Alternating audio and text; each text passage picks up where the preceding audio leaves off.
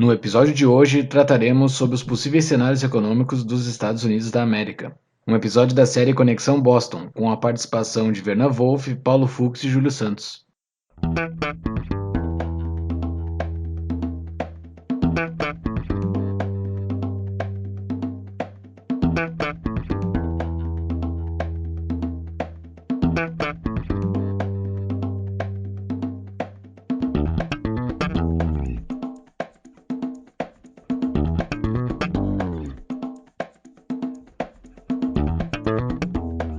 Este é o Tapa da Mão Invisível, podcast destinado àqueles que querem ouvir ideias que abalam sociedades e que não são ditas na mídia tradicional. Bem-vindo, Paulo Fux, bem-vindo, Verna Wolff. E aí, tudo bem, Dr. Wolff? E aí, grande Júlio, tudo certo? Tudo beleza? Tudo bem, Júlio, tudo bem, Paulo, mais uma vez, muito obrigado aí pelo convite para nós fazermos mais um episódio da Conexão Boston, dessa vez aí comentando assuntos muito interessantes sobre a economia norte-americana, os Estados Unidos. O que eu quero fazer alguns comentários que algumas pessoas, alguns analistas já dizem que parece que a lua de mel entre os mercados e o presidente Trump, ou as políticas econômicas de Trump, estão com os dias contados. Eu quero fazer alguns comentários sobre isso aí, claro, com os comentários dos amigos também, mas em primeiro lugar, muito feliz de estar aqui com vocês, doutor Júlio, doutor Paulo. Muito bem, Vernan. Vernan diretamente de Boston, fazendo essa nossa Conexão Boston, um link direto com o episódio 8, que foi o nosso último Conexão, onde nós terminamos com uns assuntos meio a tratar para frente, que nós vamos tratar hoje, que são as definições de liberais e conservadores. Nós vamos tratar mais no fim do episódio, definições de liberais Brasil, Estados Unidos, e as definições de conservadores Brasil e Estados Unidos, mas o assunto principal que ficou pendente do outro episódio para esse é o futuro da economia americana. Nós tínhamos falado bastante sobre o contexto atual americano, como é que nós chegamos aqui. Quem está chegando no podcast hoje, vai lá e escuta o 8 para fazer uma conexão direta com esse episódio aqui, que é o 12. Mas nós tínhamos que falar um pouco sobre o futuro dos Estados Unidos, que está muito nebuloso, o que vai acontecer aí, né? Vernan, tu até citou agora, né, que tu vai trazer alguns dados de alguns analistas. Começando contigo, qual é a tua percepção do que está acontecendo nos Estados Unidos agora e quais são as conexões, as implicações disso para o futuro? Muito bem, Júlio, muito bem, Paulo. Eu acho um elogio para os amigos aí.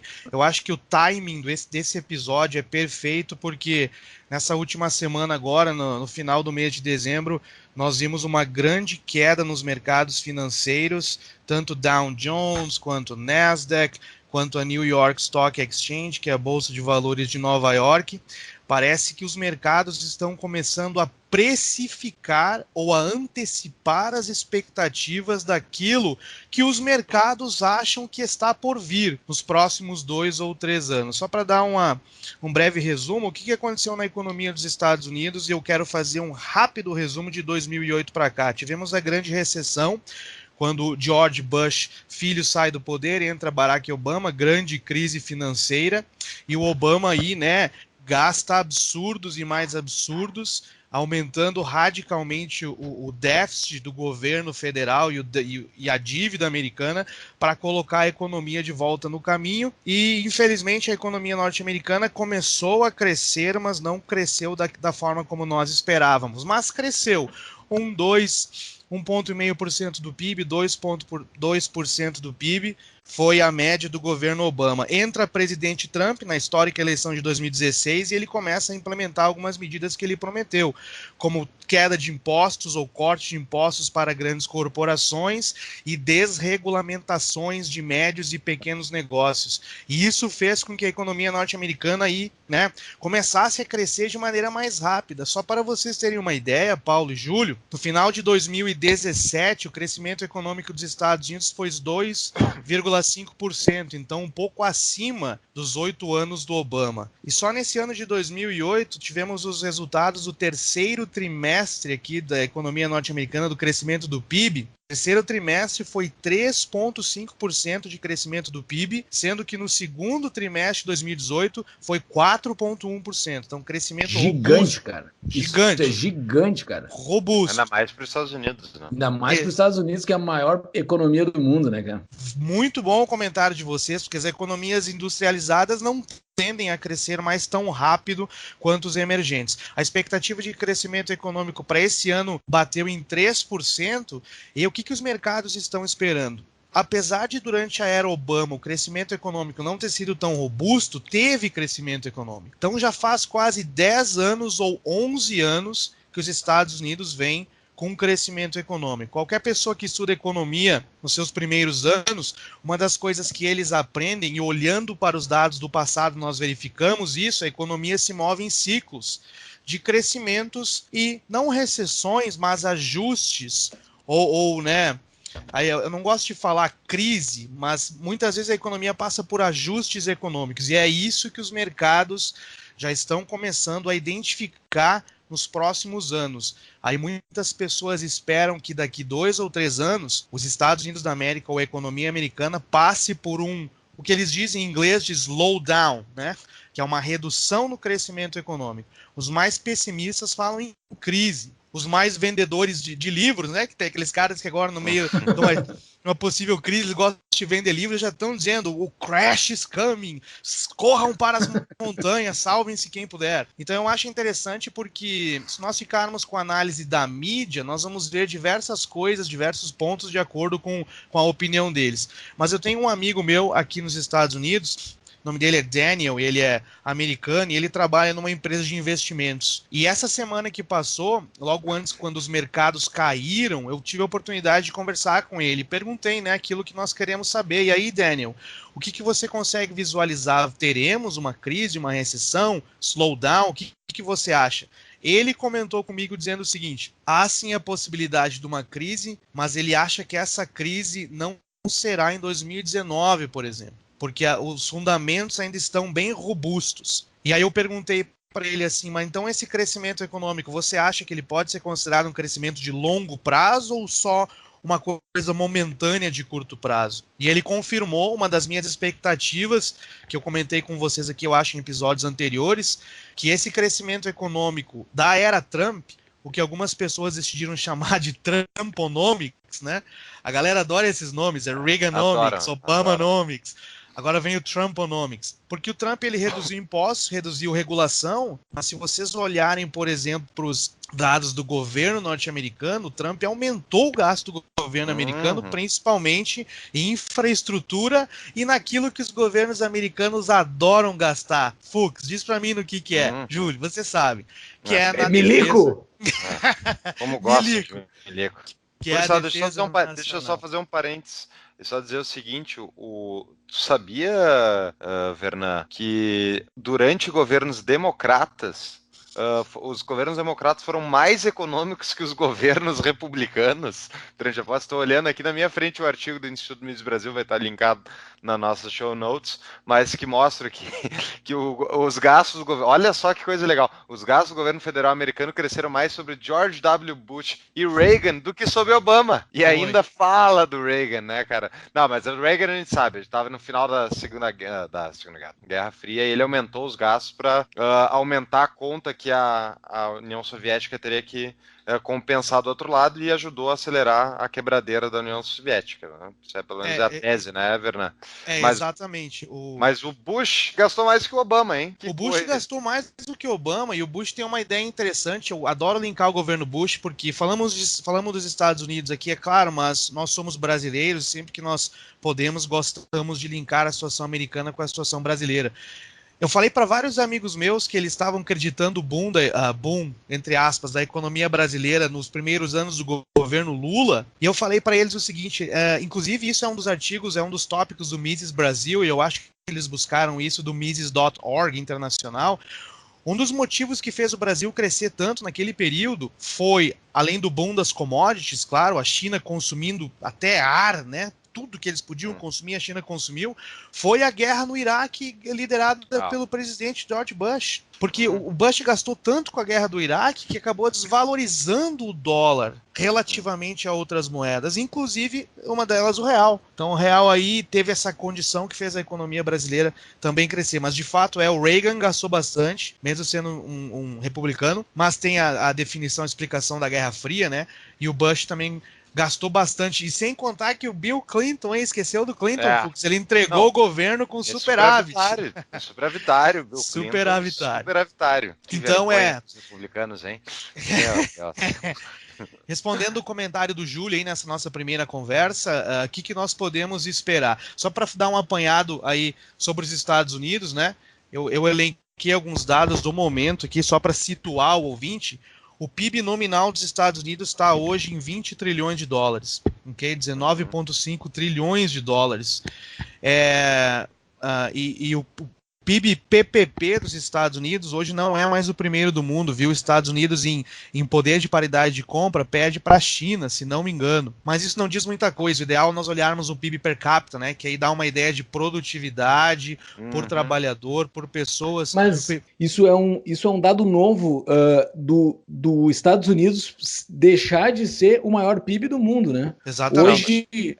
ele ainda está longe, né? Ainda está longe. Não, mas de acordo com esses dados de PIB nominal por paridade de compra, a China passou os Estados Unidos, e isso é muito importante, porque se tu for pegar o que um PIB consegue gerar de orçamento para uma capacidade militar, principalmente, que eu acho que isso é o grande impacto de um outro país se tornar uma grande potência mundial de PIB, a China conseguindo arrecadar boa parte disso em impostos, e transformando boa parte dos impostos em capacidade militar, é uma afronta ao poderio americano, né? Isso é uma mudança de paradigma no mundo dos últimos 60 anos.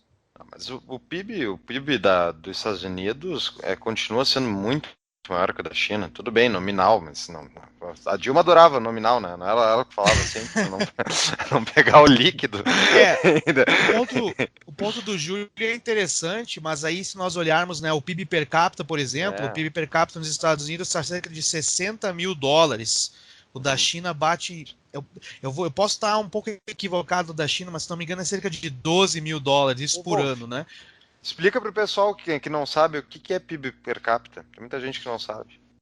Beleza, PIB per capita é o seguinte, você pega aí o valor do PIB, né, que o PIB é o Produto Interno Bruto, é o somatório de todas as riquezas produzidas por um país, eu acho que é interessante não só riquezas, falar isso. Como gastos governamentais, e não é criação de riqueza, né, diga-se de passagem. Por isso que PIB não é bom para medir crescimento econômico. Eu concordo, realmente o Fux tem razão. Um dos componentes do PIB pelo lado da demanda, por exemplo, que é consumo das famílias, mais investimentos, mais gastos do governo, e nós sabemos que o governo não gera riqueza, ele só rouba de uns para dar para outros. Eu sei que nós estamos vivendo a polêmica agora dos conservadores contra os ANCAPs, mas eu vou ter que dizer, imposto é roubo, sim senhor, na minha visão. Isso é óbvio, né? Quem é que não sabe disso? Exatamente.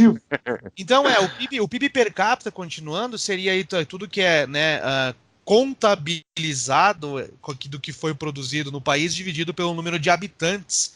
Então, apesar da China ter um PIB robusto, per capita deles, que é o que é entregue a cada habitante no final do ano, ainda está muito longe de todos os demais países industrializados e desenvolvidos. Então, voltando ao tópico inicial, o que vem aí adiante, eu acho que é o seguinte, eu acho que o ano de 2019 ainda vai trazer uma economia norte-americana crescendo, e eu trouxe alguns dados para falar para vocês aqui sobre projeções, tá? E a fonte dessa projeção é o Fundo Monetário Internacional, o Outlook Report, para de 2019, eu tenho aqui, por exemplo, o PIB dos Estados Unidos 2018, 3%, crescimento comparado ao ano anterior, que foi 2,5%, ou seja, robusto.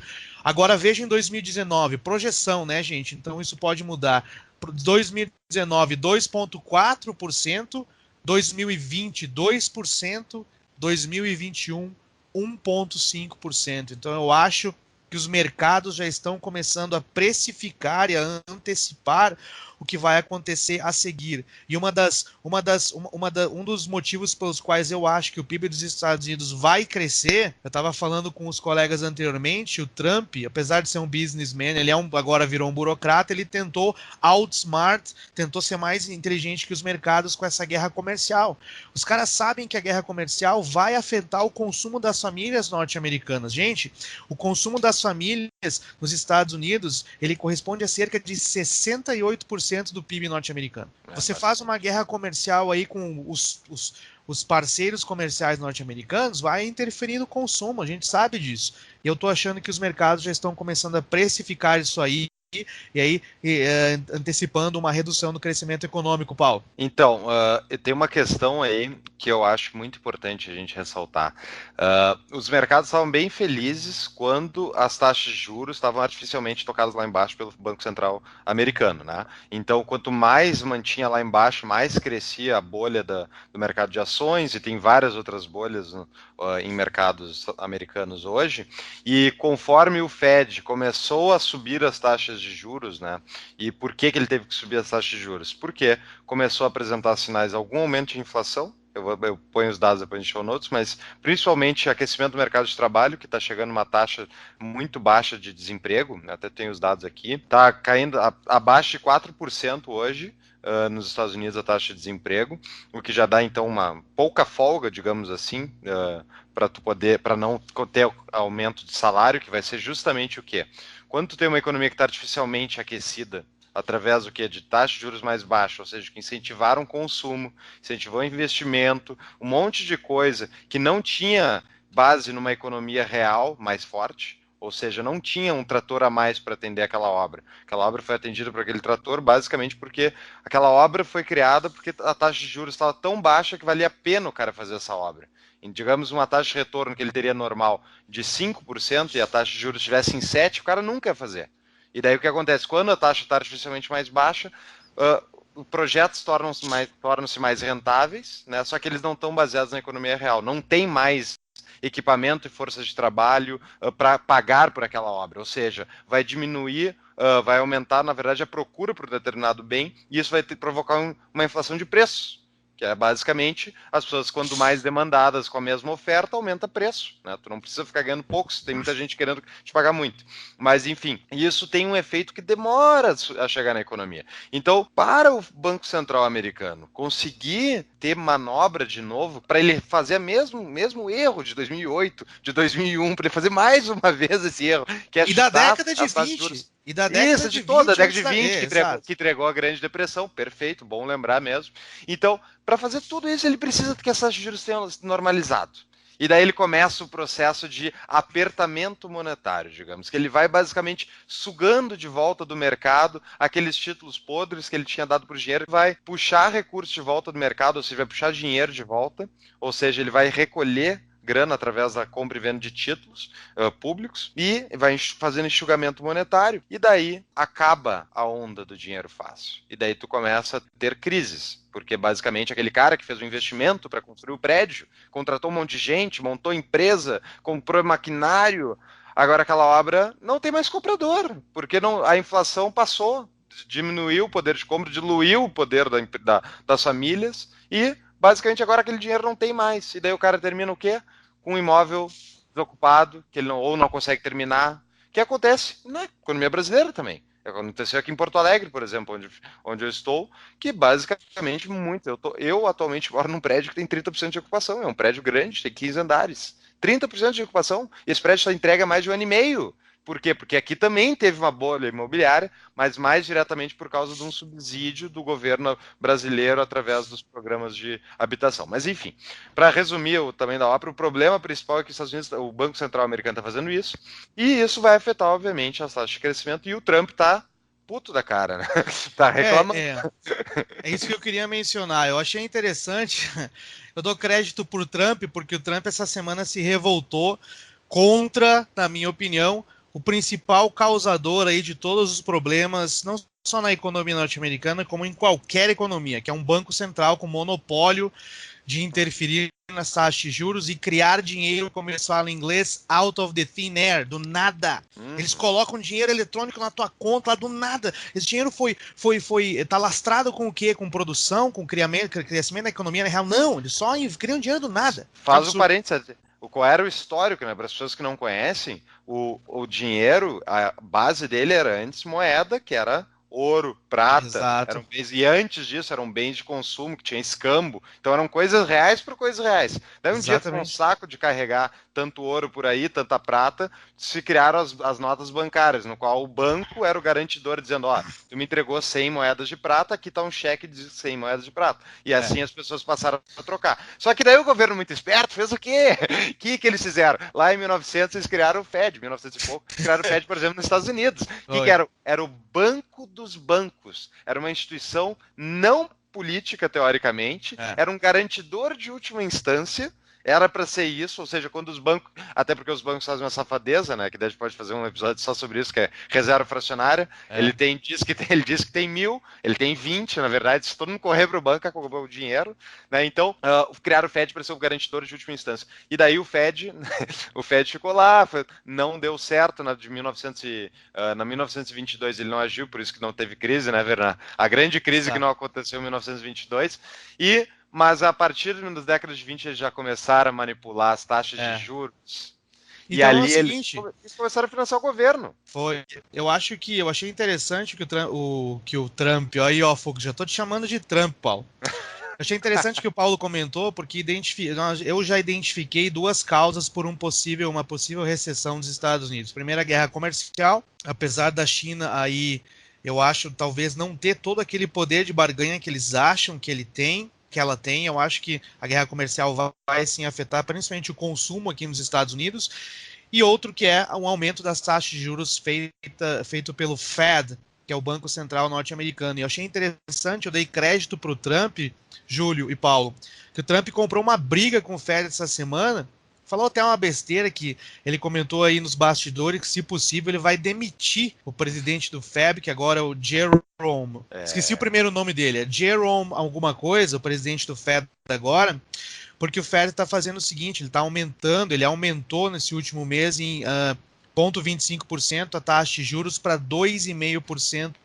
ao ano. A crítica do Trump é a seguinte: as taxas de juros nos Estados Unidos estão historicamente baixas, ok? E a ameaça inflacionária, apesar do Fux ter comentado que os fundamentos econômicos aí permitem visualizar uma volta da inflação nos Estados Unidos, eu tenho os dados para vocês aqui, por exemplo, a inflação estimada para 2018 aqui no país norte-americano é 1,9% ao ano, ou seja, abaixo da meta de 2% do Fed, e para 2020, 2,1%. Claro que ninguém gosta de inflação, o ideal da inflação seria 0%, mas a crítica do Trump foi a seguinte: ele não vê tanta ameaça inflacionária para o Fed agora, no momento que o Trump considera de boom econômico, ameaçar o crescimento econômico com esse aumento das taxas de juros. Então ele fez uma crítica muito dura, o que eu considerei até um pouco equivocado e exagerado da parte dele. Mas deixa eu só falar rapidinho sobre a inflação. Tem uma razão pela qual não houve uma disparada inflacionária, né, nos Estados Unidos. Foi que o dinheiro que foi injetado na economia pós-2008 ali, por parte do Banco Central, junto aos bancos que estavam quebrados, basicamente, todas as instituições financeiras americanas estavam quebradas, e entrou o governo e basicamente criou dígitos do nada e botou na conta dessas empresas e comprou, teoricamente, o passivo podre desses caras. E ficou sob gestão com ele. Só que o Fed, dispara esses bancos: esse dinheiro que eu comprei, esses títulos podres de vocês não podem emprestar. E ele está retido aqui, está aqui uma taxinha que eu vou pagar aqui, quase chegou em 0%. Mas, Paulo, eles são o Banco Central norte-americano, eles podem o que eles querem. Exato, esses caras... Eles são essa autoridade. Esses caras fazem o que quiserem. Eles têm mais poder que o presidente, ao meu ver. Mas, enfim. E eles, basicamente, fizeram, então, quase 0%, mas pagavam alguma coisa. E essas taxas de juros que eles estão subindo junto agora. E agora, só que daí também tem uma questão de capacidade de pagamento do Fed em relação às taxas de juros. Porque eles estão sentados em quase 21 trilhões de dívida. Ou 21 já passou? trilhões, 21 já passou trilhões de dívida. Passou. 21 trilhões. O que no caso dos Estados Unidos é um PIB, é 100% do PIB, é um ano de produção. E daí tem países que nem o Japão que tem quantos? 200, 300%? Só que tem muita poupança interna também. Exatamente. Mas os Estados Unidos também, ele faz tudo isso e sobrevive e continua sendo o mercado mais atrativo por causa do tamanho da economia dele. E os mercados estavam gastando disso, não estavam? Exatamente. Inclusive, a galera. Os Estados Unidos ainda tem muito poder de buscar financiamento nos mercados internacionais, porque a galera acredita que, porque o dólar é a moeda reserva mundial também, a economia norte-americana tem uma característica que é muito interessante. E aí eu quero linkar aqui, Paulo e Júlio, um dos outros motivos pelos quais eu acho que a economia norte-americana não está tendo crescimento de longo prazo. Eu acho que esse crescimento do Trump, que pode até, como nós comentamos no episódio anterior, ajudar ele a se reeleger, eu acho que esse crescimento não é sustentado no longo prazo. Eu vou dizer o porquê. Uma das características pelas quais os mercados acreditam muito na economia norte-americana, inclusive os mercados internacionais, além do dólar, ser o dólar como moeda, além da economia norte-americana ser muito resiliente, né? Conseguir se adaptar a crises e se recuperar de maneira mais rápida relativamente a outros países. Eu acho que os Estados Unidos, gente, historicamente, e isso começou lá no início do país, e isso se revelou mais ainda no século XIX, depois da Guerra Civil, aí, depois de 1860, os Estados Unidos, como economia, entendeu, historicamente, eu não estou falando de agora, mas ele entendeu que o que realmente gera crescimento econômico são ganhos de produtividade. Não é injeção de dinheiro na economia que gera crescimento econômico, não é gasto do governo. Eu vou dizer mais além, não é nem consumo pelo lado da demanda, como achou o governo do PT nesses 14 anos de atraso pelo qual o Brasil passou. Como acha, desculpa, o Obama, o Trump, todos eles acreditam nisso. Exato. O que gera crescimento econômico, gente, é produtividade. Definindo produtividade em termos simples é, por exemplo, o que os fatores de produção conseguem produzir dado uma determinada capacidade produtiva. Ganho de produtividade é produzir mais com menos e em menos tempo. E é isso que gera riqueza. A escola austríaca está aí para dizer, sem modelos econômicos, sem cálculos econométricos, que apesar de eu gostar, eu acho às vezes exagerados, a escola austríaca está aí para dizer o que gera crescimento econômico é produtividade. Então vamos lá, olha aqui os Estados Unidos, galera. Elenquei alguns dados aqui para explicar por que os Estados Unidos chegou nesse ponto que é agora. E por que eu acho que os Estados Unidos não vai continuar crescendo com esse fôlego no futuro. Nós tivemos, por exemplo, aqui, eu vou pegar alguns anos do passado, 1870 até 1900, quando tivemos os grandes booms de tecnologia ali nos Estados Unidos, o crescimento da produtividade nos Estados Unidos, 3%. Depois, na década de 20, entre 20 e 29, principalmente por causa da eletricidade e telecomunicações, 3%. Depois, no século 20, ali depois da Segunda Guerra Mundial, apesar de o Lyndon Johnson e o John Kennedy terem não o Kennedy, ou até o Nixon terem saído do padrão ouro e o Lyndon Johnson ter feito The Great Society para combater a pobreza, produtividade nos Estados Unidos cresceu 3%. 84 até 96, pegando Reagan e Clinton, 3%. Então, o crescimento de produtividade da economia norte-americana em todos esses períodos foi em média 3%. Agora, olha só, galera, de 95 até 2004, 1,2%. De 2007 a 2012, 1,3%. E eu peguei os dados aqui para tentar entender o que fez, apesar de a produtividade estar aumentando, ter esse decréscimo tão grande. E o Fux mencionou anteriormente. Nós tivemos aí nesse período, principalmente no final da década de 90, início dos anos 2000, até 2012, nós tivemos George W. Bush filho e Barack Hussein Obama gastando mundos e fundos com gasto do governo para tentar aí fazer com que a economia crescesse acima da capacidade produtiva, e eu acho que, na minha opinião, foi um equívoco. Eu tenho uma outra que eu complementaria, tá? Isso é mais pelo que eu acredito mesmo. Eu acho que justamente o principal fator são as taxas do Fed artificialmente lá embaixo, que eles favorecem projetos de mais curto prazo. É difícil tu fazer um investimento rentável pensando com uma baixa preferência temporal, que é o segredo para o sucesso tanto de um país para o indivíduo, é pensar no longo prazo, é buscar aquele retorno mais elevado no longo prazo, né? Não numa coisa que tu vai estar tendo que correr atrás da máquina todo dia, e é justamente esse tipo de economia que o Fed incentivou a partir de 2001, que já tinha sido uma inflação, né, de ativos, por exemplo, na bolha .com, que estourou em 2001, também por políticas do Fed. Né? Então, é um círculo vicioso que não termina nunca, e cada vez o remédio é mais amargo, é mais intervenção, é mais tempo as taxas de juros artificialmente lá embaixo, é mais mal investments, que é como se chamam esses investimentos que não deveriam ter sido feitos e foram feitos por causa dessa taxa de juros manipulada.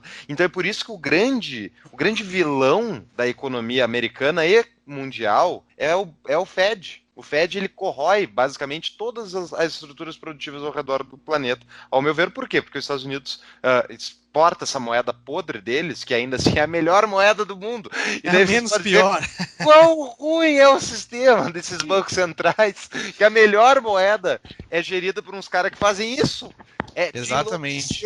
Por isso que eu acho que o Bitcoin tem alguma chance de sobreviver se eles não fecharem, porque é inaceitável. E os caras proibiram ouro, eles foram proibindo tudo para ficar com as moedas deles. Enfim, então eu acho que, voltando à questão da produtividade, ótimos dados, Vernon, muito bons que tu trouxe, perfeito, vai vendo conforme os Estados Unidos foi saindo do sound money, como se chama, né, de moeda forte, que era atrelada até o Nixon ao padrão ouro, embora já muito diluído, né? Eles fizeram ao longo o padrão ouro, que era basicamente, tu tem uma barra de ouro para tanto de moeda fiduciária, né, moeda de papel. Ao longo do tempo eles foram espichando essa relação aí, né? E foram diluindo o poder aquisitivo do dólar. E ainda assim, só que daí chegou o Nixon e cortou fora. E daí agora, basicamente, ficou atrelado o que ele diria, produtividade, mas nem muito, pode se ver justamente por esses dados que tu trouxe. A partir de 2001, derrubada a produtividade americana. Se for ver hoje o balanço do Fed, né, porque é onde que está o dólar, é no balanço do seu emissor, que é o Fed, o dólar está lá no passivo do Fed, e no ativo dele está a dívida dos Estados Unidos, né? Basicamente, todos os bancos centrais do mundo, que são os emissores de moeda, possuem no seu balanço, de um lado, a moeda emitida, no seu passivo, e do lado do seu ativo, a dívida do seu país no qual ele pertence. Então, no frigir dos ovos, o que lastreia o dólar é a dívida dos Estados Unidos, que a dívida dos Estados Unidos nada mais é do que a capacidade do cidadão americano pagar tributos futuros. Então, o dólar é lastreado na capacidade do cidadão americano pagar tributos futuramente. E isso, aparentemente, é confiável por causa do aumento da produtividade do americano, o aumento da capacidade dele de pagar os seus tributos. Aparentemente, ele vai conseguir pagar os seus tributos lá na frente. Muito bom ponto, Júlio, mas aí que está o cerne da questão, ao meu ver. Isso nunca foi feito, o nível de intervencionismo que foi feito pós 2008. Nunca foi feito em tamanho monetário. E esses ciclos longos da economia, eles levam muito tempo para entregar seus frutos podres. Então agora, talvez seja a hora de começar a limpar, mas talvez eles consigam empurrar essa bagaça por mais 10, 15 anos. Uma hora a festa acaba e vai ser a pior recessão da face da Terra. Exato. Mas eles ainda estão tá ainda empurrando. Mas esse é o ponto que eu queria tocar agora. Estamos passando por um momento que nunca aconteceu na história de bancos centrais, né? A gente está há mais de 10 anos com essa taxa de juros praticamente zero, né? Essa taxa de juros de curto prazo nos Estados Unidos a zero, com um nível de endividamento no laço, no top. Eles têm que repassar, eles têm que todo ano passar no Congresso para poder aumentar o nível de endividamento, porque já está 100% do PIB, blá, blá, blá. E não tem mais como rolar esse negócio, né? O que vocês acham para frente? Não, eles passar de 100% do PIB. Se em algum momento eles falarem, não, agora é 120, daí vai dar uma margem de 5 anos, sei lá quantos. Mas estamos nesse patamar altíssimo de dívida, e eles lá nos Estados Unidos, eles não têm a dívida pós-fixada, que nem nós aqui, né? É tudo pré-fixada, né? Todo juro ele é definido no momento da emissão da dívida. Então, o aumento da taxa de juros nos Estados Unidos não gera um impacto no orçamento no momento do aumento da taxa de juros. O impacto no orçamento vai dar no momento que for geradas novas dívidas. Exatamente. E subindo essa dívida, subindo essa taxa de juros, com esse nível de endividamento histórico que nunca teve nos Estados Unidos, o orçamento dos caras vai chegar num laço absurdo. Eles não têm o que fazer, eles estão fodidos. O que vai acontecer para frente? Qual é a visão de vocês? O que vai acontecer para frente? Perfeito, mas coisa mais legal da semana que aconteceu foi o quê? Foi o Trump, o mesmo Trump, esse imbecil na economia completo, né? Que diga-se de passagem, eu avisei, né, para os correligionários aí nos outros programas, eu falei, guerra comercial não é boa ideia. Não, mas olha lá, ele enfrentou os caras, né? Eu vi essas frases, né, Júlio? Então, eu avisei. Escutem os Conexões Boston, todos. O Trump, por outro lado, ele fez essa semana o anúncio de que ele estava retirando os Estados Unidos da Síria. E isso e ameaçando já retirar os Estados Unidos do Afeganistão. Os neocons, né, Wolf, que são como os autodeclarados conservadores militaristas, que é um oxímoro, uma imbecilidade, não existe tal coisa. Então, não existe ser conservador e ser militarista. A maior bobagem faz até. Vamos ler Burke, porra. Mas enfim, desculpa. Eu ia falar que justamente ele anunciou retirar esses exércitos daí, desses dois países, pelo menos o da Síria foi confirmado. E por quê? Ao meu ver, ele não é burro. Ele está vendo que o principal dispêndio americano anual, que dá o déficit trilionário que eles todo ano somam, é o exército e o intervencionismo. E é assim que Roma, diga-se de passagem, além de moeda desvalorizada artificialmente através justamente de inflação criada pelo Império Romano, além disso, o que quebrou Roma foi a expansão militar. Foi pagar exército para invadir outros lugares. Os Estados Unidos estão sofrendo o mesmo mal. A pergunta é quanto mais tempo vai? Olha, eu acho que devido à velocidade das mudanças tecnológicas, basicamente o crescimento da oportunidade tecnológica está conseguindo fazer o indivíduo sobreviver mais ao Estado. E se Bitcoin for adotado, digamos, nos próximos 10 anos, acabou para os bancos centrais. Acabou, não vai ter o que fazer. Eu concordo com vocês. Eu acho que, de fato, as grandes civilizações da história eles foram à bancarrota primeiro por inflação galopante, através da impressão de dinheiro e os gastos do exército. Eu concordo quando o Trump retira as tropas da Síria e ameaça tirar do Afeganistão, mas eu acho que isso é pura retórica. Eu concordo com isso, mas eu acho que o impacto no orçamento aí é mínimo. E o gasto militar dos Estados Unidos... dá uma olhada aí, nós temos que verificar, mas se tu olhar todo o gasto dos Estados Unidos em todas as bases do mundo que ele tem aí, em mais de dezenas de países, talvez o impacto não seria tão grande. Respondendo à pergunta do Júlio, o que eu acho que vai acontecer? Eu acho que os Estados Unidos da América chegou num limite de endividamento muito alto. A administração Obama dobrou a dívida norte-americana, praticamente era cerca de 12 trilhões, ele largou com 19, quase 20. E aí nós temos que aumentar as taxas de juros, né? Se você está aí na posição do governo americano, você tem que aumentar a taxa de juros para financiar essa dívida.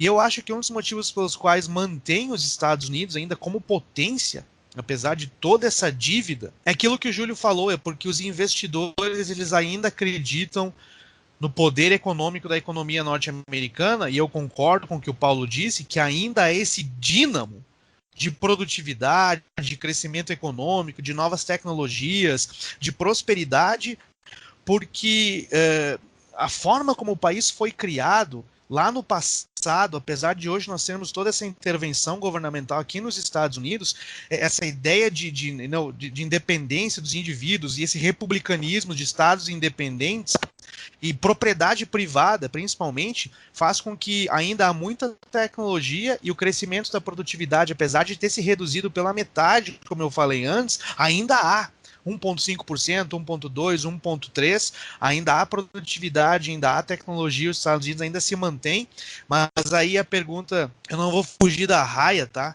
O Júlio perguntou quanto tempo vocês acham, isso é uma coisa difícil de responder, mas eu acho que, como toda e qualquer nação, não sei se os Estados Unidos, nesse ritmo de endividamento, e agora o Trump reduziu tarifas, mas aumentou gasto, ele adicionou mais uns 2 trilhões pelos próximos 5 anos na dívida, aí acho que por você tem que chutar alguns anos, eu diria uma década, talvez no máximo 2, para daí arregaçar com tudo. Júlio? Mas assim, talvez eu formulei mal a minha pergunta, mas não que eu queira saber quando vai acontecer, porque se tu me responder essa pergunta, tu vai estar mentindo porque tu não sabe.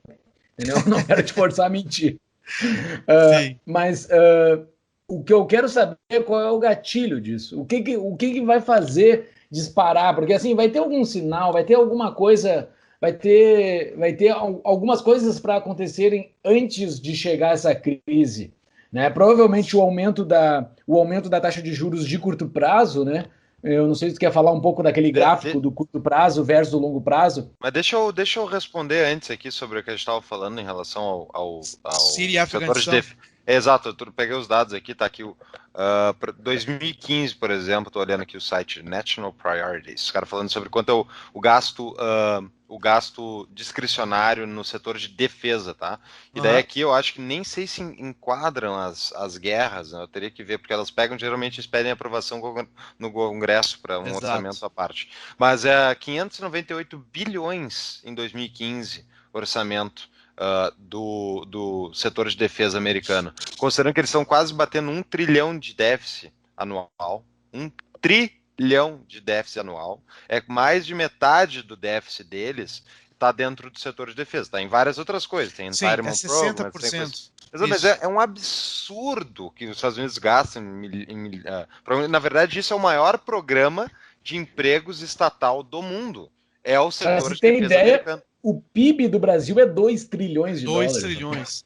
Então, tipo, esse é o principal ponto. Assim, exército, enfim, ele tá além das bases todas, mas as aventuras custam muito. Inclusive foi justamente na guerra do Iraque e também o pós-2001, pós-atentados, pós-bolha.com, que começaram os déficits americanos. Foi quando os Estados Unidos saiu para justamente baixou a taxa de juros artificialmente após 2001, na crash, e os Estados Unidos invadiu o Afeganistão e o Iraque.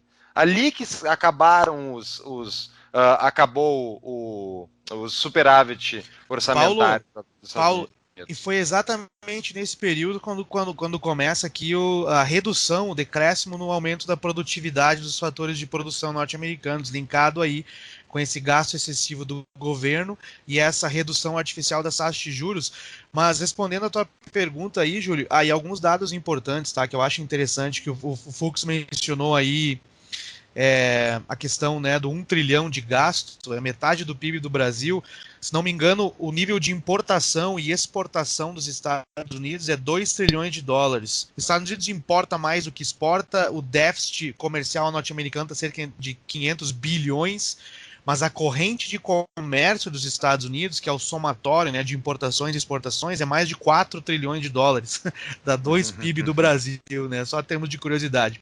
Galera, só em título de curiosidade também, estamos falando de gasto do governo e Estados Unidos como economia, né? Eu fiquei surpreso quando eu olhei o índice de liberdade econômica calculado pela Heritage Foundation aqui nos Estados Unidos, para ver a posição que os Estados Unidos está no ranking, que no Brasil a galera tem aquela ideia dos Estados Unidos ser, né, o paraíso da liberdade individual e do capitalismo. Galera, não é bem assim, não. No ranking de liberdade econômica de 2018, né, que daí são dados de 2017, os Estados Unidos está em 18º lugar. E é o segundo lugar na região das Américas. Olha outra curiosidade, o segundo lugar na região das Américas, perdendo para o Canadá, que a galera acha que é o paraíso socialista, o Canadá. É o primeiro em liberdade econômica nas Américas. Mas respondendo aí também ao Júlio essa questão, né, das taxas de juros, realmente, eu compartilhei com alguns amigos meus um artigo do Mises Brasil, inclusive vai estar nos notes aí, para o pessoal dar uma verificada depois. Esse é o nosso objetivo, compartilhar. Um dos grandes indicadores de que os Estados Unidos pode estar, sim, rumando a uma recessão, a uma redução no crescimento econômico, que é o que eles chamam de inversão das taxas de juros, né? Porque nós temos duas principais taxas de juros aí calculadas pelos investidores e determinadas pelos mercados financeiros, que é a taxa de juros de longo prazo, ou os títulos do Tesouro norte-americano de 30 anos, e as taxas de juros de curto prazo, que são os títulos de Tesouro norte-americano, o valor da taxa de juros de 3 meses. 3 meses ou 3 anos. Eu vou dever essa informação para vocês. E o que é o natural quando a economia está se movendo, os fundamentos econômicos estão de maneira sólida?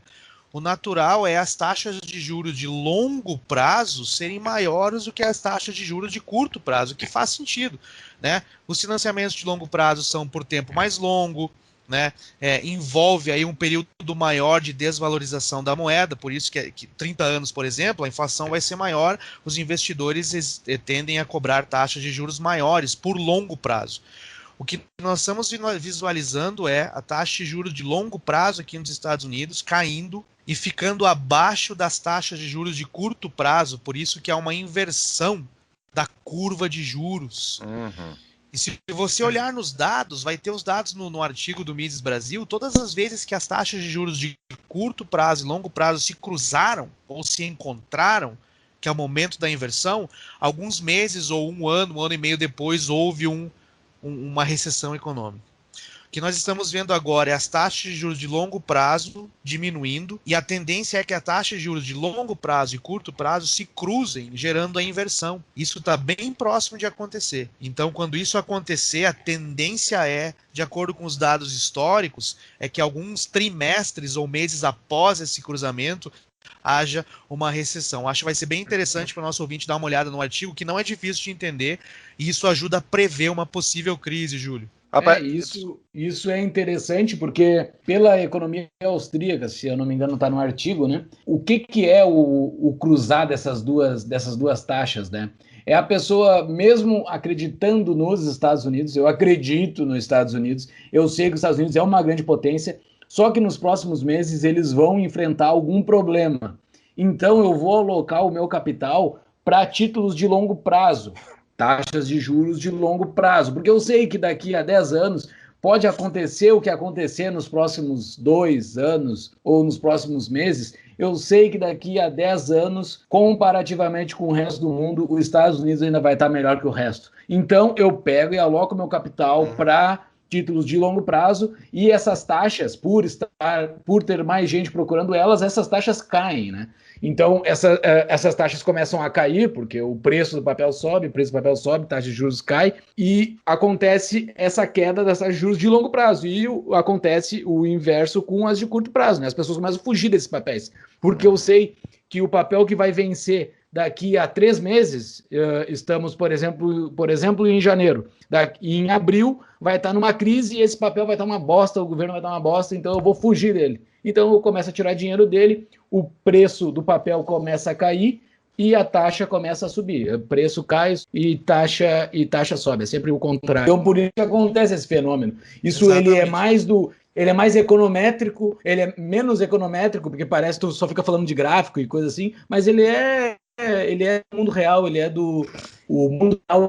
Então, aparentemente, se isso acontecer mesmo, os investidores vão estar dando esse sinal de que os Estados Unidos é um problema nos próximos meses e eles estão tirando dinheiro. Isso, na verdade, é o que importa. Isso, na minha opinião, é o que importa. Não importa um economista me dizer, pode ser o cara mais renomado do mundo, não importa um economista me dizer que vai acontecer tal coisa. Não importa para mim é pessoa que estão casando dinheiro ali. Os caras estão botando dinheiro, estão apostando. Isso que é o que importa. Os caras estão tirando dinheiro, os caras não estão botando dinheiro. Isso é que importa. Então, essas taxas de juros é o gatilho que eu te perguntei. Muito obrigado pela resposta, doutor Bernardo. Que é isso, Júlio. Não, eu acho que a tua explicação foi muito boa e é isso aí mesmo. É bem didática e antes de passar a palavra para o Paulo, se você analisar bem, eu acho que vai ser interessante para o ouvinte ler esse artigo e já se familiarizar ainda mais com a escola austríaca, né, que é sempre interessante, que é maravilhosa, apesar de eu ter aí a minha tendência um pouco chicaguista, porque eu gosto de números e matemática. Porque tu é um pouco comuna, né? Eu sou eu sou um grande fã da escola austríaca. O Paulo Guedes! O Júlio falou em que não gosta de ouvir grandes economistas. Júlio, você esqueceu de citar o grande Guido Mantega, nosso grande visionário. Cara, mas deixa eu voltar aqui. Tem dois, tá? Pra gente até encerrar essa parte, pra gente ter tempo pra gente fazer a nossa discussão final sobre justamente quem é que entregou esse imbróglio inteiro nos Estados Unidos, né? E o meu ponto é falar, eu até fui olhar mais com calma as estatísticas ali. Realmente, se tu for olhar o quanto custa o contingenciamento de tropa nos Estados Unidos, a princípio foi para 2018, foi contingenciado 89 bilhões, que parece que não é muito, porque considerando um déficit quase de 1 trilhão, mas tem que pensar toda a volta que tem no orçamento disso. Então, volta tem, por exemplo, o Veterans Affairs, que é o departamento que cuida dos caras que foram veteranos. E daí Vietnã, Segunda Guerra Mundial, 1 milhão de guerra. Tem todo o maquinário que é comprado para fazer guerra, para explodir bomba e coisa do tipo, que é todo ano que está num outro orçamento. Então, enfim, exemplo só de que realmente, ao meu ver, tá, é o principal trecho a ser acordado, mas um dia a gente tem que falar, Verna, sobre o welfare spending do governo americano, mas não hoje, que não vai dar tempo. Mas a outra coisa que eu ia falar para vocês é que tem muito... O problema principal... Onde é que os caras estão casando dinheiro, como muito bem disse o Júlio, né? Que é a teoria, enfim, é a explanação básica do Nassim Taleb, que eu acho um cara sensacional e recomendo para quem não tem Twitter, vale a pena ter Twitter só para ler o Nassim Taleb, porque ele passa o tempo todo xingando e provocando pessoas ao redor do mundo sobre coisas que ele acha que as pessoas estão erradas. Para quem não sabe, Nassim Taleb, já mencionou, enfim, ele é um meio matemático, até diria, filósofo, analista de investimentos e um cara que enriqueceu muito com as crises governamentais de 2008, as anteriores, enfim. E ele fala que tu precisa ter pele no jogo. É justamente, tu tá apostando o teu dinheiro ou tu tá botando o dinheiro dos outros? Quando tu tem pele no jogo, tu tem o teu dinheiro preso, daí os teus incentivos ficam alinhados às tuas tomadas de decisão. E se tu não tem teu dinheiro, tu não tem incentivo, é o dinheiro dos outros, é o clássico do governo. O governo são pessoas que não têm pele no jogo. Não é o dinheiro delas que elas estão apostando, ao contrário do empreendedor, por exemplo. Mas, voltando, então, muitos dos fundos que são a grande parte desse capital todo que aporta dinheiro aos Estados Unidos em momentos de crise, especialmente, e que fica o dinheiro lá, esses caras, devido às regras basicamente das agências de ratings, então, que dão notas para elas dizem, tu não podes, tu é um fundo AAA+, tu não pode aportar dinheiro em países com classificação abaixo de BBB, por exemplo. Tá? E daí o que acontece? Esses fundos ficam presos a esses países do mercado desenvolvido. Que de um lado tu tem o Japão, que está completamente assoberbado de dívida, mas ainda tem muita poupança.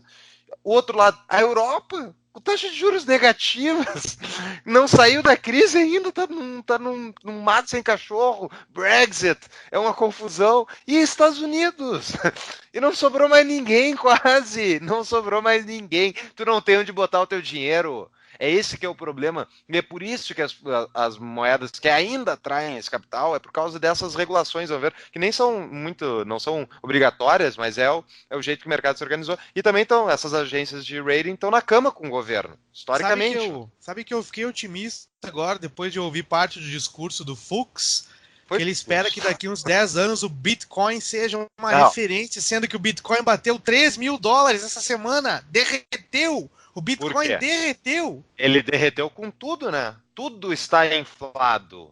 Tudo está não baseado na economia real. Okay. Entendeu? Tudo vai cair. Mas enfim, eu acho que de economia, eu gostei bastante do papo, acho que a gente tem muita coisa para falar ainda. A maior economia do mundo, né? E é uma das coisas que me interessa muito, eu adoro estudar a economia americana, porque eu encaro os Estados Unidos como a Roma da nossa época. Sim. Eu olho, teve a Roma, teve a Grécia, teve cada momento teve um que foi o país, enfim, a região que liderou o mundo, que foi referência, né? E hoje a nossa época é os Estados Unidos, goste ou não goste, é onde passa tudo. Pessoal, vamos dar uma pausa no nosso episódio, então, para a gente falar do nosso querido patrocinador, a CapTable, que ajuda a manter as luzes aqui do escritório funcionando, né? A CapTable, então, que é uma empresa inovadora, basicamente um marketplace entre investidores e startups, para aqueles que querem, então, investir em empresas com potencial exponencial de crescimento, e aqueles que estão em sua startup e querem buscar recursos junto ao mercado. Entre em CapTable no www.cap de Paulo, Table, T-A-B de bola, L de Laura, E de Eduardo.com.br. Voltamos ao episódio, Júlio. Deixa eu dar um feedback para vocês, que eu sugeri o podcast para um amigo meu, aqui nos Estados Unidos, um brasileiro, né? Ele escutou uma das minhas participações e olha só que amigão, veio e desceu além em mim, né? Falou que tu foi lá no podcast falar bobagem, né, Vernan? E eu, como assim, cara? Teve um dos episódios que nós falamos dos Estados Unidos, que eu falei que, na minha opinião, era talvez uma das maiores nações da história da humanidade. Ele falou assim, cara, que isso soa muito ufanista. Eu falei, não, calma, só um pouquinho. Você sabe quando os Estados Unidos foi criado, brother? Eu falei para ele, foi em 1776, 77, por aí. Vamos arredondar, vamos botar uns 350 anos de nação, né? Isso Thomas Sowell fala isso. O cidadão normal, regular, americano, tudo que ele tem à disposição dele, trabalhando não muito, vamos começar pelo básico, saneamento básico, água quente, heating no inverno. Muitos reis da Idade Média, eles não tinham isso, cara.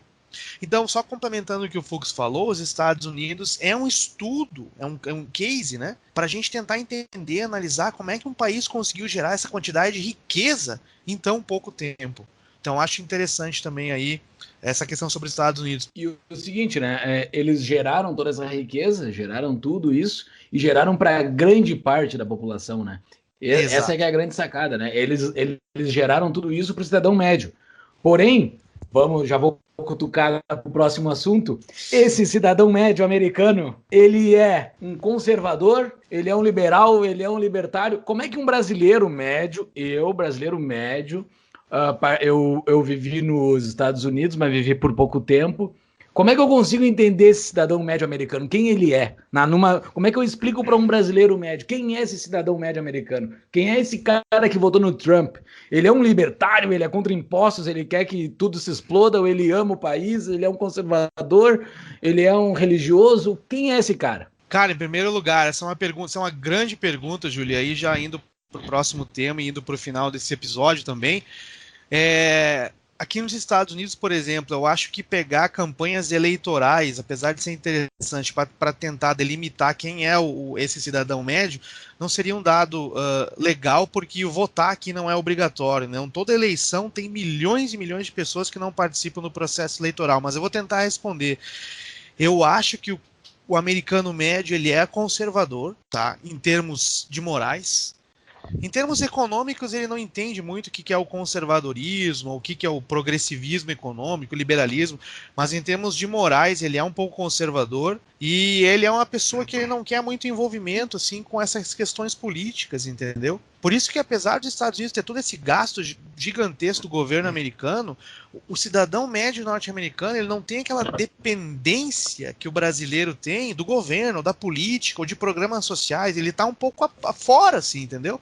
Afeta ele, as políticas econômicas afetam, mas ele está um pouco assim avesso ao que está acontecendo. Então isso é uma coisa que eu notei assim, nesse pouco período que eu estou aqui, Paulo.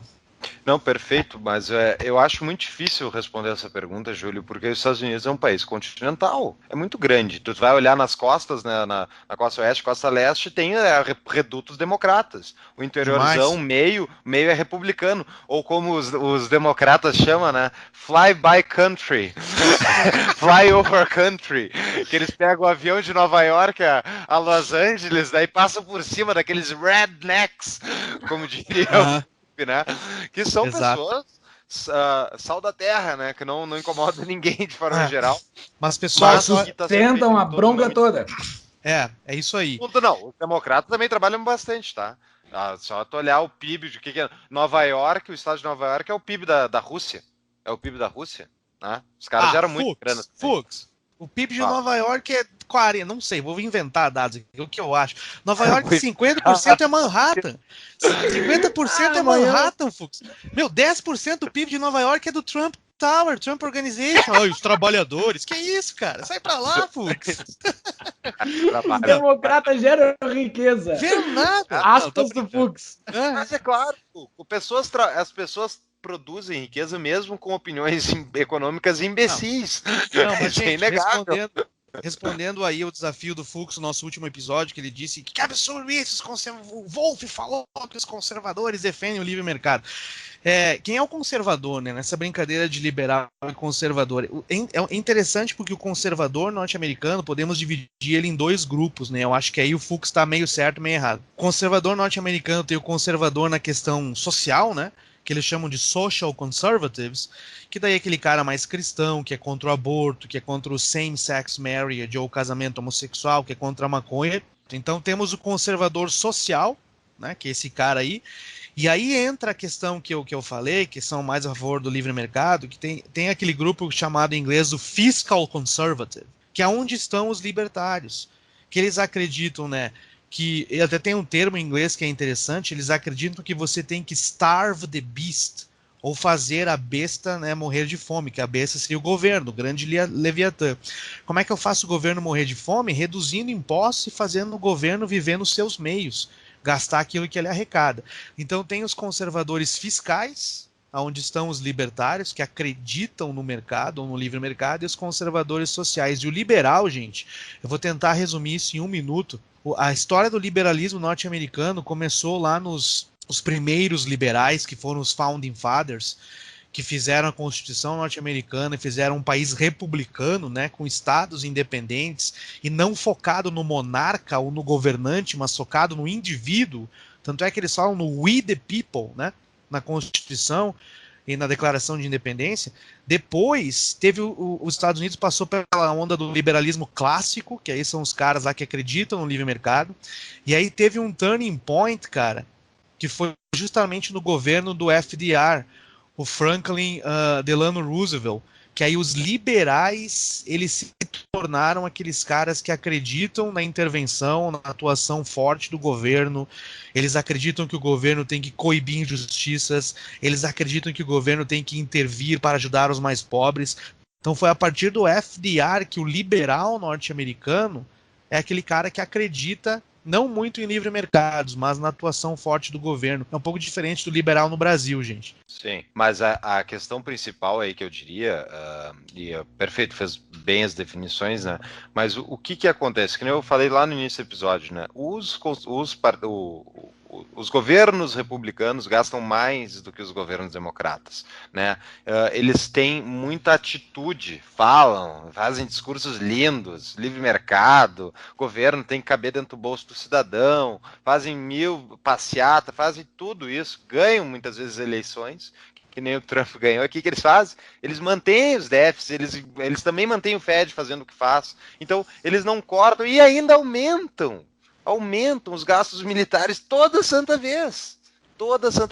Então, é por isso que no próprio Estados Unidos tem uma expressão chamada RINO, para republicanos, né? São Republicans only in name, que são republicanos somente no nome. GOP, né? GOP. O cara se diz republicano, mas na verdade ele é um democrata. Como diz o Michael Mellas, né? Eu já citei lá no primeiro episódio, eu acho que ele fala que conservatism is progressivism driving the speed limit.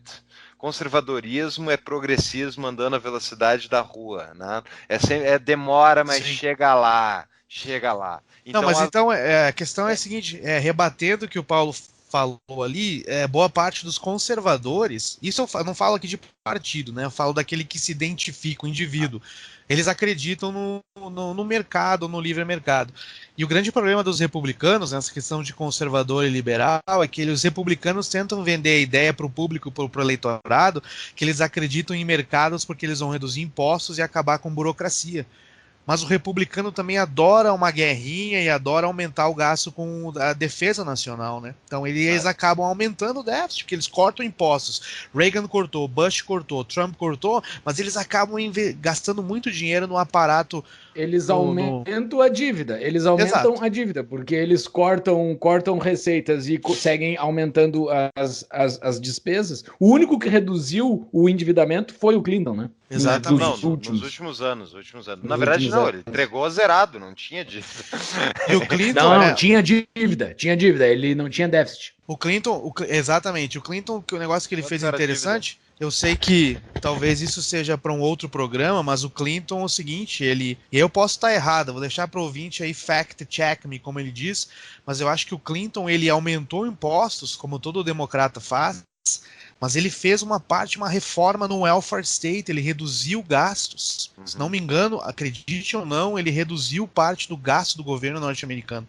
E aí fez com que a economia explodindo também, década de 90, Microsoft, tecnologia, aumento de produtividade, eu acho que ele aumentou, foi isso aí que... Eu tenho uma tese completamente, dentre várias teses que eu tenho, completamente infundada e não baseada em dados, apenas com achismos. Todos temos. Que vários governantes ao redor do mundo na década de 90 se beneficiaram com a internet para aumentar a sua produtividade, não só governantes, mas várias empresas que eram extremamente velhas e arcaicas e ganharam, sei lá, uns 10 anos ali no decorrer da década de 90, porque entraram várias ferramentas de lambuja, assim, barbadinha, entraram fáceis, baratas e melhorou muito a produtividade. Provavelmente o Clinton surfou nisso e no Brasil o Fernando Henrique surfou bastante nisso também. Sim, a gente, ao meu ver, tá, daí vai o meu chute, a gente estaria vivendo no mundo dos Jetsons se não tivesse governos, porque justamente a gente tem muito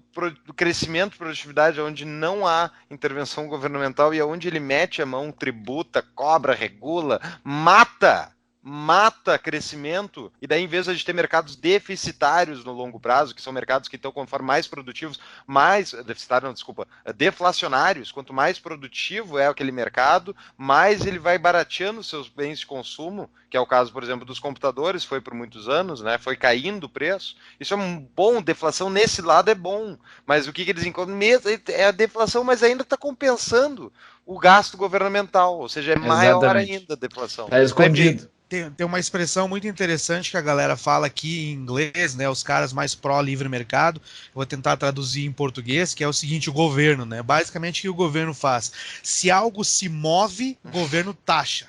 Se continuar se movendo, o governo regula. Se morrer, o governo subsidia. Sim, porque daí o político está sempre eleito nas três. Mas enfim. Exatamente. O que eu ia falar sobre a gente nessa pequena, breve discussão é que eu discordo do seguinte, tá? Os conservadores, e aí que está a questão, os conservadores americanos, eles não são pró-livre mercado. Eles são pró-livre mercado desde que algumas condições tenham sido preenchidas. Então, por exemplo, se tu foi atacado pelo Osama Bin Laden, derrubou um prédio lá, vamos invadir meio mundo? Vamos. Ah, mas e o déficit? A gente vai ter que aumentar a carga do governo? Foda-se, vai pra cima deles, bababá. Só que eles não sabem é o outro lado da história, né? Que os Estados Unidos já, enfim, fez muita coisa que plantou aquelas sementes ruins, inclusive que a gente pode falar um episódio sobre isso. Não fala mal do Reagan. Não fala mal do Reagan. O ponto é... Fala da dica do livro, Júlio. Exatamente. Qual é a dica de livro? Vamos aproveitar que a gente vai ter, então, em janeiro, o nosso episódio, já avisando para todos os ouvintes aí, o que o governo fez com o nosso dinheiro, o artigo do sensacional. Um livro do grande Murray Rothbard. A gente tem no nosso logo, inclusive, tá lá a cara do Murray Rothbard, um grande economista, pensador, que é o cara que eu admiro muito. E Posso chutar o outro? Posso chutar o outro, cara? Um é o Murray Rothbard. Fantástico, sensacional. O outro tem que ser o Hayek, não é o Hayek? Não, cara. Pelo amor de Deus, é o Adam Smith, cara. Adam Smith, pra mim, o Adam Smith levou um tapa da mão invisível do Rothbard, porque a teoria dele era incompleta. Sensacional. Eu pensei que tu ia dizer, Fux, que o Adam Smith era um comunista. Para os nossos padrões seria, né? Mas é um começo do bem. Mas é um cara à frente do seu tempo. Exatamente, sensacional. Dá um desconto para eles, né? Mas o meu ponto final era isso. O pessoal lê esse livro, então quem quiser, tem no site do Instituto Mises Brasil, vai estar no show notes page. A gente vai discutir o livro, eu e o Júlio, aí para ver o que dá para a gente reaprender desse grande livro que simplifica basicamente que o governo, todo o intervencionismo governamental no dinheiro. Vai lá, Júlio. E é um livro de uma linguagem não técnica, é para qualquer pessoa ler. Ele explica nos meandros como é que surge o dinheiro, como é que surge o lastro e vai indo banco, cheque. Ele explica ponto por ponto como é que vai surgindo o instrumento monetário e no final das contas como é que o governo utilizou essa ferramenta para nos... Eu não sei qual palavra polida utilizar. Só um parênteses aqui, lá no início o Vernan citou um artigo que para mim é sensacional do Instituto Mises Brasil, eu localizei ele aqui, vai estar no show notes, que é o que realmente permitiu o grande crescimento econômico brasileiro da última década. O Instituto Mises Brasil é do Leandro Roque, que nós já citamos várias vezes o Leandro Roque aqui no podcast. Que ele fala sobre que, na verdade, o Lula tem muito a agradecer ao Bush, George W. Bush, que fez o Lula. Esse artigo é sensacional, vai estar no nosso show notes page. Lá no nosso site, já demos a nossa dica de livro, então eu peço a todos, antes da nossa despedida, a todos os nossos ouvintes que estão aqui pela primeira vez ou que já está recorrente nos assistindo, acesse as nossas redes sociais, Instagram, Facebook, Twitter, para ficar sabendo dos nossos episódios semanais. Nossos episódios são semanais, sempre que nós publicamos um novo episódio, nós divulgamos lá nas nossas páginas, nas nossas redes sociais. Nos sigam também no Spotify, SoundCloud e iTunes, Tapa da Mão Invisível. E no nosso site, todos os nossos episódios com show notes estão disponíveis. www.tapadamãoinvisível.com.br. Considerações finais, doutor Vernan? Muito bem, Júlio, muito bem, Paulo. Mais uma vez, muito obrigado pelo convite. Foi um prazer imensurável estar aí com vocês, nesse bate-papo legal, gostoso, interessante, falando sobre os Estados Unidos aqui, trazendo algumas informações e tentando aí avaliar ou analisar o que vem a seguir aqui na economia norte-americana. Desejo a todos vocês, Júlio, Paulo e a todos os ouvintes, um excelente 2019, que seja um ano repleto aí de realizações, um ano repleto de debates, né, com boas ideias e, né, otimistamente falando, um ano, Fux, fique tranquilo, menos pior para o Brasil, tá? Não me chamar de otimismo, Bolsonaro, não. Um ano menos alguns pior. Episódios atrás, vocês estavam bem otimistas com o Trump, para vocês a economia ia bem, só eu. Mas vai! Ele ia dizer, ó, a economia norte-americana vai, bem. Vocês continuam apostando em político, vai dar nisso, cara. Eu aposto nos Estados Unidos. Em efeito comparativo, os Estados Unidos sempre vai estar a 1000 léguas na frente da América Latina. Muito obrigado pelo papo aí, pessoal. Adorei, Vernan, Júlio. Eu acho que a gente apresentou muitos dados. Vai estar um show notes bem rico aí para quem quiser investigar mais a fundo, né, e ler os artigos, recomendamos. E, de novo, eu adoro conversar com vocês sobre esse tipo de coisa. É um assunto que impacta toda a nossa vida e a gente muitas vezes está alienado, a gente não percebe isso, né? Porque o que acontece na economia americana impacta o mundo inteiro. Nos últimos 30 segundos aí, eu sei que o Fux recomendou a leitura do livro, mas o Fux mencionou um autor e eu quero recomendar o livro do cara, Nassim Taleb, escreveu o livro Cisne Negro. Fica de recomendação também aí, bem legal, e adoro aquele cara é sensacional. Valeu, Paulo, valeu, Júlio. Valeu, um abraço. Valeu, muito obrigado, feliz ano novo para todo mundo. Feliz ano novo, Até mais. Feliz ano novo.